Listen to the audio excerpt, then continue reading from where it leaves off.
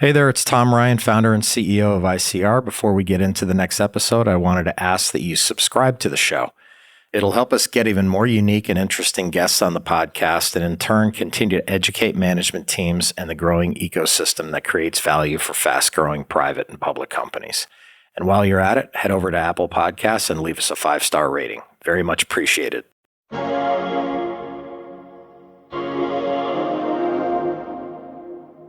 I looked at a data set where I had at least 5 direct reports where one didn't trust you, right? And what's interesting, if you had 0 not trust you, your trust level would be at the 63rd percentile. So what's the effect of having one person not trust you? And the average trust level drops to the 32nd percentile. It basically halves with one person. Being a great leader starts with earning the trust of the people you lead. Most managers believe it's their job to give bad news. We found that 63% of the leaders have a preference for giving negative feedback and avoiding giving positive feedback, which is really screwy. And what we found is that there's an absolute clear correlation between trust and your preference for giving positive feedback versus negative.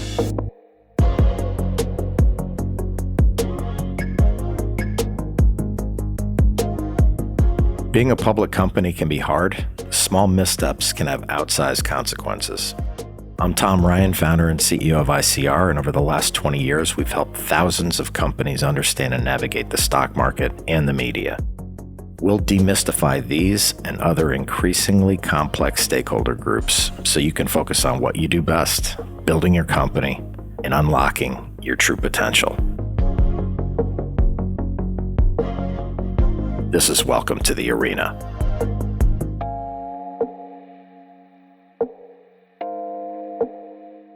Trust in leadership is essential to running an effective business. But how do you evaluate that trust? And is data the key to improving it? My guest today is Joe Folkman. He's the co-founder and president of leadership development consultancy Zenger Folkman. For more than 30 years, Joe has been assessing and studying top leaders in a variety of industries and is a world-renowned psychometrician and leadership development expert. If you're not familiar with this unusual job title, a psychometrician creates psychological tests to measure employees' knowledge, skills, and abilities. Joe is also a prolific writer and has contributed to the Harvard Business Review, Forbes, and Business Insider. His research has also been featured in Business Week, the New York Times, and the Wall Street Journal. Finally, Joe is the best-selling author and co-author of 9 books on leadership and feedback, including his latest work, The Trifecta of Trust, the proven formula for building and restoring trust. Joe and I spoke about the foundational theory of his latest book, how the implementation of diversity and inclusion policies have had a positive effect on trust, and why you can actually please everyone. Let's enter the arena with Joe Folkman.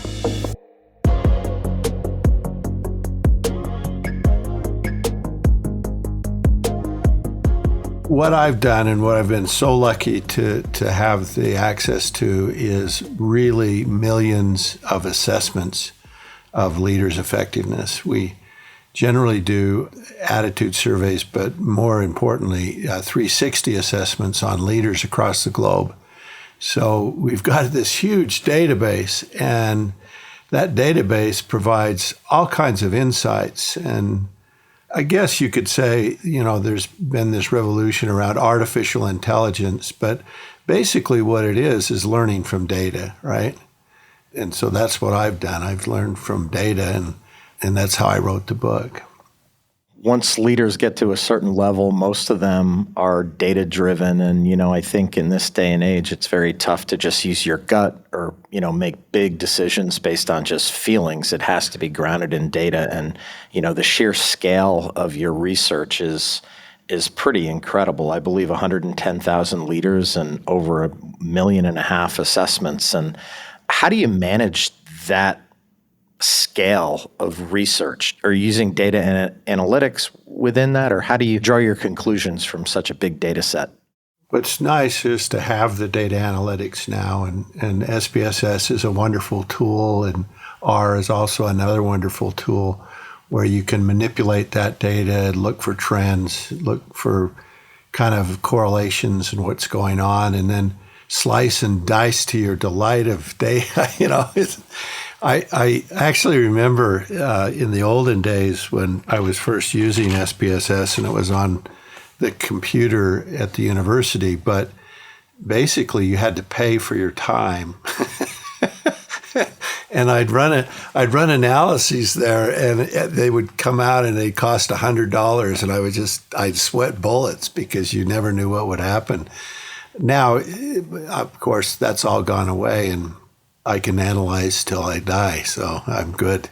Through your research, you've kind of boiled down 3 behaviors that really build and repair trust. Can you tell us what those are? I assume there are more behaviors that build trust, but what are the 3 components of that, the way you see it? There's 3 things that really are highly correlated with trust and predict trust very well. Number 1, and I thought this one was the most important, was consistency. Doing what you say you're going to do. The second thing is expertise. We trust experts. We trust people that have knowledge and information and insights that we don't have, right? And the more knowledgeable you are, that helps you to be trusted. In today's world, I think we expect everyone to know their job and know how things work. And if they don't, that affects the trust you have in them. And the third thing is relationships. We trust people we like, and we distrust people we don't like, right? And so those are the 3 that boiled up. What I found in the research is if a leader was just at the 60th percentile, now, average is 50, so 60th percentile, it's just a little bit above average. On all 3 of those, their trust would be at the 80th percentile from others. So that's pretty good. Why does having the trust of your direct reports, your peers, and other colleagues, how does that improve employee engagement and accelerate the performance of your organization? Let me just kind of give you some interesting statistics on trust and why it's so important. If you ask people one question, and the question is, are most people trusted, right? What would you say? Are most people trusted? No. Yes? No? Okay. No. So if you ask that question in Norway, over 70% of the people say yes. Now, if you ask it in the U.S., it's below 40%. And if you ask it in Colombia, it's less than 5%. If you correlate that statistic, the percentage of people that say, yeah, most people can be trusted, with GDP, right? The correlation between those 2 variables is 0.83. And so what's fascinating about it is the murder rate in Norway is about 6 chances in a million. The murder rate in the U.S. is 42 chances in a million. And in Colombia, it's 333 in a million, right? Now, as you think about that, and you think about gross domestic product and the fact that you can predict that with this one stupid question, can most people be trusted? It really influences, and in your company, if there's a high level of trust, things run smoothly, decisions get made, stuff happens quickly. And if there's a low level of trust, there's a lot of bickering and arguments, and people are always sort of thinking about ulterior motives and what's the motive behind this decision? It's just like, I think it's the right decision. Oh, no, you're trying to get me, right? So there's huge implications around this. My research, a little bit on this, was looking for the smallest behavior with the largest impact. And I think it's trust. Trust is a very small behavior, but the impact is enormous. When I'm sitting here thinking about those 3 things, expertise, consistency, and building relationships, I think if you're the CEO of a large company or maybe just a mid-sized company, I think like you have to have the expertise box almost checked by definition. You must know what you're doing to a degree. I mean, some people are more gifted than others, but I can see that a CEO or a senior manager or whoever could really take for granted the consistency in building relationships part. When you guys go in and you kind of give this feedback and you say, hey, you know what, you got to improve consistency, you got to build relationships. What kind of path do you give them to doing that? What kind of framework helps people get better at those things? Because I think with all the stuff in everybody's inbox, you get sidetracked on that sometimes.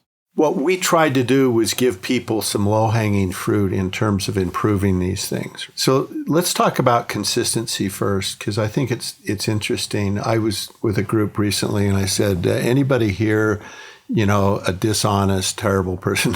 Nobody raised their hand, And yet, if I ask the question, when you're sitting in your office and a direct report comes in and they say, could you do this for me? And you say, yeah, I'll do that, no problem.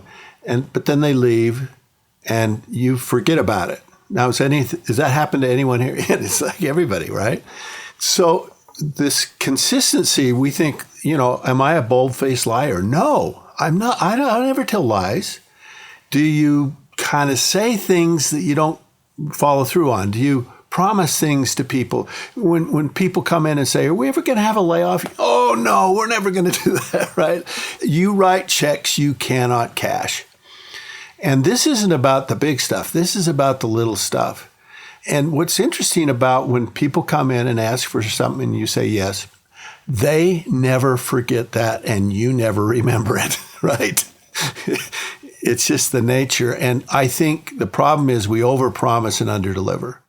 If 90% of the people in your organization trust you and there's, maybe a couple of vocal one-offs that are like, listen, this person's up to no good, they're not a great leader. How does that factor into your research and your recommendations? It's hard to sort of make it so that everybody is pleased. But I looked at a data set where I had at least 5 direct reports where one didn't trust you, right? And what's interesting, if you had 0 not trust you, your trust level would be at the 63rd percentile. Can't please all the people all the time. So what's the effect of having one person not trust you? And the average trust level drops to the 32nd percentile. It basically halves with one person. And you go, well, statistically, that doesn't make any sense. And it's the same things that happens when you go to a car dealer and you read the reviews. you see that one terrible review and you go, uh-oh, right? And people start asking themselves the question, well, if Bill doesn't trust him, why should I or her? And so we have to get out of our minds this idea that you can't please all the people all the time. You really have to, and especially with trust, you've got to build it. And when that one person is not on board, and you got to figure that out, and you got to unwrap that, because that's that low rating. There's this absolute clear correlation between trust and engagement, and trust and your ability to do a lot of other things. Your research must have gone bonkers during the pandemic. How did trust kind of rise and fall, and maybe the volatility of that throughout the pandemic? Maybe you can comment on what happened, as people kind of came to grips with the lockdown and the government getting involved and all that stuff on organizations. It was interesting because intuitively you'd say trust should be lower. I mean, we sent everybody home, right? And you're not seeing people on a daily basis, blah, blah, blah. We actually found that when we measured people in the pandemic and the trust between subordinates and leaders, that it went up 2 percentile points. Now, why is that? Well, we had this fun experiment. Can people be productive working from home? What did you guys learn? It's so incredible because my partner, I remember calling him after 2 weeks and I said, we don't need an office. We've been paying for this stupid office. We don't need an office, because productivity was up. And in fact, the statistics across almost every industry, is productivity increased during the pandemic. And part of the reason is that in my office, I remember I'd wonder what people were doing, and I'd look out of the door, and I'd see people were busy, and I'd go, gosh, that's great. In the pandemic, I sent people an email, I didn't get an answer, and I'm like, oh, they're watching Netflix. But basically, I got used to it, and the fact that they really were working hard and they were doing a good job. And so now here's the catch to this. Overall, trust went up 2 percentile points. But when we looked at the worst leaders, that wasn't true. All right. That's where the distrust came. And that's what happened with, everybody quitting is that everybody didn't quit the good leaders, the great leaders. They quit the really poor leaders. It was such a fascinating thing to go through and just made you rethink all the norms of business life because they're being reinvented and evolving as we speak, right? It does. So as you think about trust, and we just think about that relationship between you and your direct reports, that appeared to be, just the basics of people paid more attention and they were caring about their direct reports. Most showed a little bit more love and concern and gave people a break. That's why trust went up there. But basically, when you did the measures across the country, trust is down because institutions suffered from it and a lot of government agencies suffered from it. So it's a kind of a mixed message.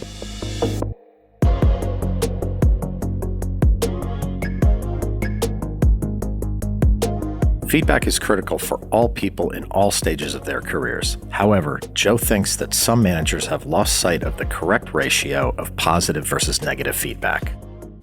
The funny thing about feedback is that most managers believe it's their job, their responsibility, their obligation to give bad news, right? And so if we've measured people on their preference for giving positive or negative feedback, we found that 63% of the leaders have a preference for giving negative feedback and avoiding giving positive feedback, right? Which is really screwy, right? So here's the problem. Most managers believe it's their job to make sure that nobody messes stuff up and nobody screws up. And so the tendency is to avoid positive because they somehow are feeling like they're giving the ranch away and give negative. And what we found is that, there's an absolute clear correlation between trust and your preference for giving positive feedback versus negative. We really think that what happens, and if you want to be a really good manager, what you do is you need to convince your direct reports that you're on their side, that you want their best interests at heart. You cannot do that if the ratio of positive and negative is out of whack. John Gottman, who's a marriage researcher, he did this fun research where he'd look at married couples and he'd look at the number of positive and negative interactions, and then he'd predict divorce rates, right? And what he found is that if you get a couple in the room and they had a 5-to-1 ratio, 5 positives to 1 negative, they wouldn't get divorced. And if there was a preponderance of negative feedback, divorce was almost certain. And I don't think it needs to be 5-to-1. I just think that people need to believe you're on their side, that you have their best interests at heart. And I think the problem is we've all grown up in a society where we got more negative feedback than positive, where it was corrective rather than encouraging. And if we can stop that, then feedback's going to be a lot different experience, and it's going to be a much more effective. Now, remember, it was Gottman found 5-to-1, not 5-to-0. There's a place for corrective feedback. It actually sounds like it's pretty dangerous if you don't have a uniform approach based in research on exactly how to do it, because you're creating a lot of risk for the organization. Is that correct? What's fascinating about that whole performance review is the managers hate to give it. The employees hate to receive it. It's just a negative. You kind of go, what's the value of this thing? And part of it is just just sort of having a sense that, a lot of the managers believe that they need to say something negative. And I think that you don't. But if there's nothing negative there, but the bigger thing would be to challenge people to, they're doing nothing wrong. Well, okay, challenge them to doing more, doing something, building a skill they don't have. That would be a great performance review. One thing I did want to ask you, Joe, was the approach to repairing lost trust. Let's say that you've done a good job for a long period of time and the organization is just humming, but something happens and, you really blow it. Is approaching kind of a lost trust issue much different than kind of maintaining a good degree, like a good score in the trust department? How does that work? I think a lot of times it needs to start with an apology, a recognition that you did something wrong. And how many of us have not blown it? So it starts with there, but then, if you think about these three things, relationships, consistency, and expertise, I think one of the things you can do early on is really try to balance, the whole issue of results with what people is going on in their lives, their individual issues. And too often leaders that, have poor trust, it's all about the results. Get me the numbers, and you don't need to do this every day and bend over backwards for people, but bad things happen to people. And when it does, your support, you're kind of helping them out is going to go a long ways. Second thing is be a role model. So many managers think they don't need to do the things they ask others to do, right? For a lot of senior leaders to think the rules don't apply to them. And that's inconsistent. With expertise, what's interesting is during the pandemic, I think a lot of managers got in a position where they felt like they were supposed to make decisions around social distancing, around wearing masks. They had no information or knowledge about that.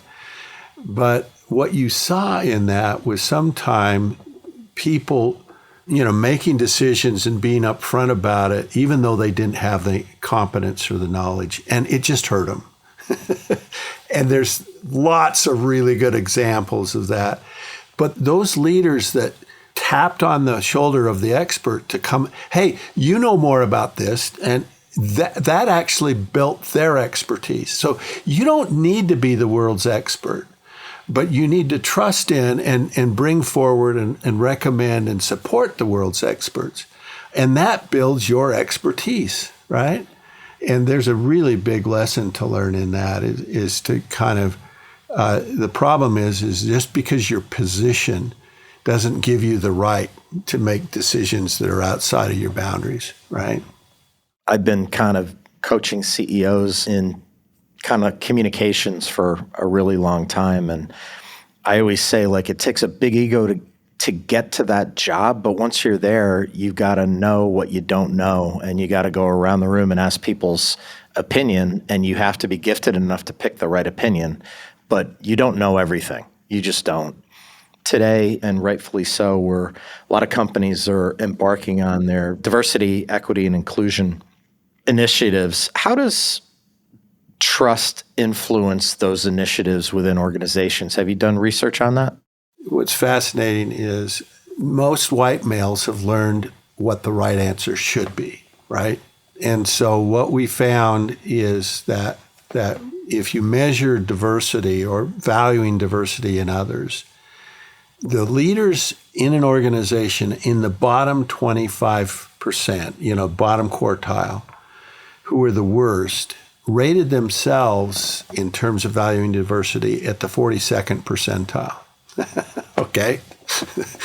So it's like, I know the right words to say, I just don't do it, So what we think the problem is here and the difficulty is that, our own perceptions of ourselves, they don't follow through in terms of the behavior that we demonstrate. People don't know they're not valuing diversity. They think they are.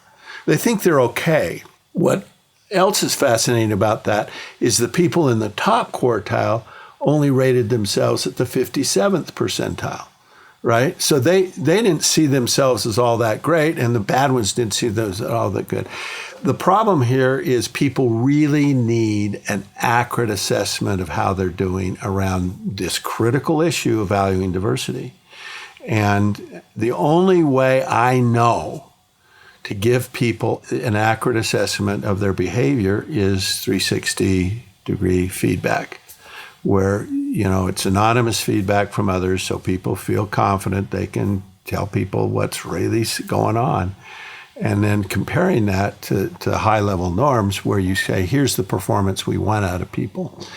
What we found is that really helps people to show and value diversity is, number one, encouraging communication, encouraging people to talk back. And again, what's that skill? Listening, right?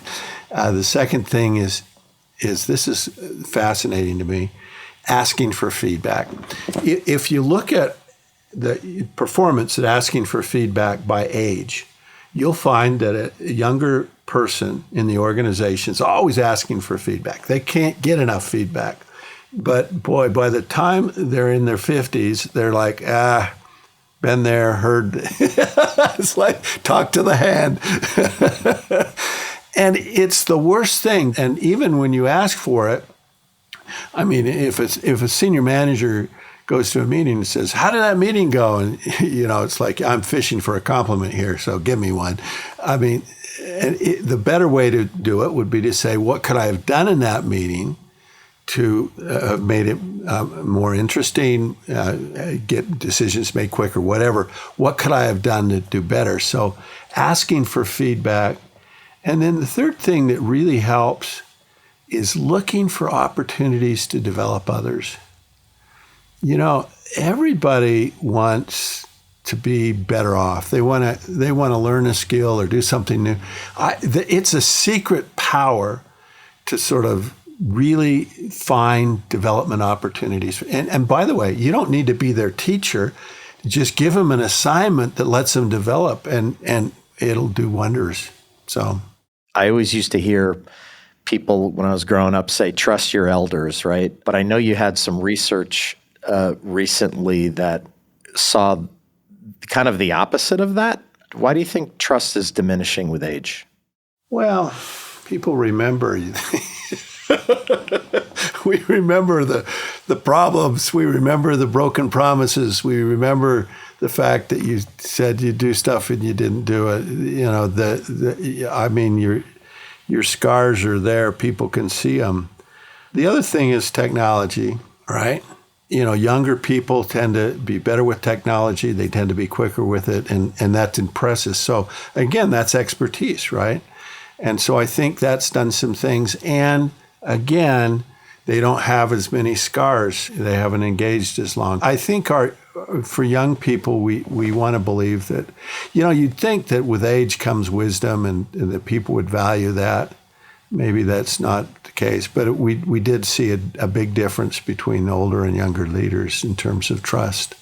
But the trend is, and just the watch out if you're older, is, hey, people remember your failings, so be sure to apologize, right? People remember your mistakes, so be sure to move on, right? And then, the other thing is, it's what have you done for me today? What have you done for me lately? You're only as good as your latest book. Is that true? Okay.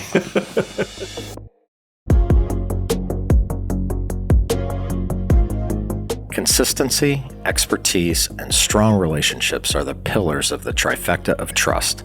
This may seem intuitive, but it's also overwhelmingly backed up by data. Leaders need to be able to reassess how they act, walk the walk, and follow through with the promises they make to all of their stakeholders.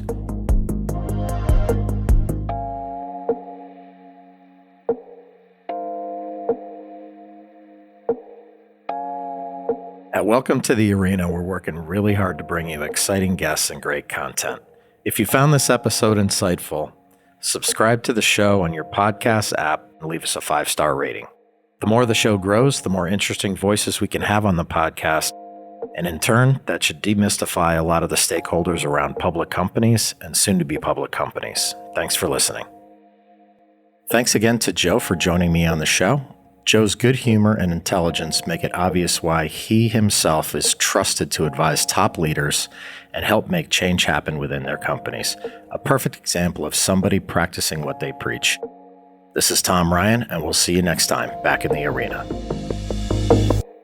References to specific stocks are not intended to be recommendations for specific trading behavior. Comments presented on this podcast are intended for informational and educational purposes only, and do not represent opinions or recommendations on whether to buy, sell, or hold shares of a particular stock. All investors are advised to conduct their own independent research into individual stocks before making a trading decision. In addition, investors are advised that past stock performance is no guarantee of future price performance.